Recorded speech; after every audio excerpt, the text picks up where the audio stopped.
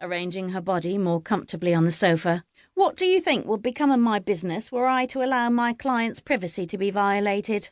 I'll have you know my employees cater to some of the most highly placed members of Parliament, not to mention the wealthiest lords and ladies of first society. Your secret will be safe, Miss Briars." "Thank you," Amanda said, filled with equal parts of relief and terror, and a terrible suspicion that she was making the greatest mistake of her life. Chapter 1. Amanda knew exactly why the man on her doorstep was a prostitute. From the moment she had ushered him inside in the manner of someone harbouring an escaped convict, he had stared at her in dumbfounded silence. Obviously, he lacked the cranial equipment necessary to pursue a more intellectually challenging occupation. But of course, a man didn't need brains to do what he had been hired for. "Hurry," she whispered, tugging anxiously on his muscular arm. She slammed the door behind him. "Do you think that anyone saw you? I hadn't thought that you would simply appear at the front door. Aren't men of your profession trained to show some discretion?" "My profession," he repeated in a bemused manner.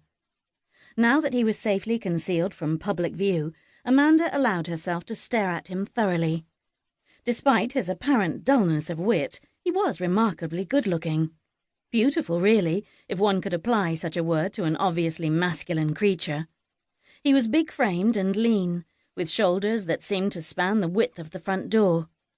The layers of his gleaming black hair were thick and neatly cut, and his tanned face glowed from a precise shave. He had a long, straight nose and a voluptuary's mouth, and he had a pair of remarkable blue eyes that approximated no other shade she had ever seen. Except perhaps at the shop where the local chemist made batches of ink by boiling indigo plants and copper sulfate together for days until they formed a blue so dark and deep that it approached violet. And yet his eyes did not have the angelic quality one might usually associate with such a colour. They were shrewd, seasoned, as if he had gazed far too often at an unsavoury side of life that she herself had never seen. Amanda could easily understand why women would pay for his company. The thought of hiring this masculine, opulent-eyed creature to do one's bidding was extraordinary and tempting. Amanda was ashamed by her secret response to him, the hot and cold chills that chased through her body, the burning colour that rose to the crests of her cheeks. She had resigned herself to being a dignified spinster. She had even convinced herself that there was great freedom in her unmarried circumstance. However, her troublesome body didn't seem to understand that a woman should no longer be bothered by desire at her age. At a time when 21 was considered to be old, 30 was most definitely on the shelf. She was past her prime, no longer desirable. An ape leader was what people called such a woman. If only she could make herself accept her fate. Amanda forced herself to stare directly into his extraordinary blue eyes. "I intend to be frank, Mr. No, never mind. Don't tell me your name. We shan't be acquainted long enough for me to require it.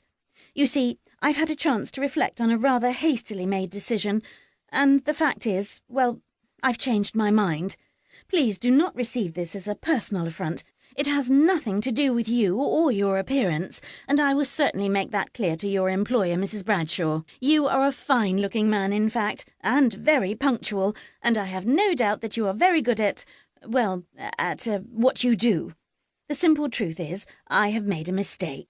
We all make mistakes, and I am certainly no exception. Every great once in a while I do make a small error in judgment." "Wait!" He lifted his large hands in a defensive gesture, his intent gaze fastened on her flushed face. "Stop talking!" No one in her adult life had ever dared to tell her to stop talking. Surprised into silence, Amanda struggled to stem the cascade of words that threatened to flow from her lips. The stranger folded his arms across his muscular chest and leaned his back against the door to stare at her.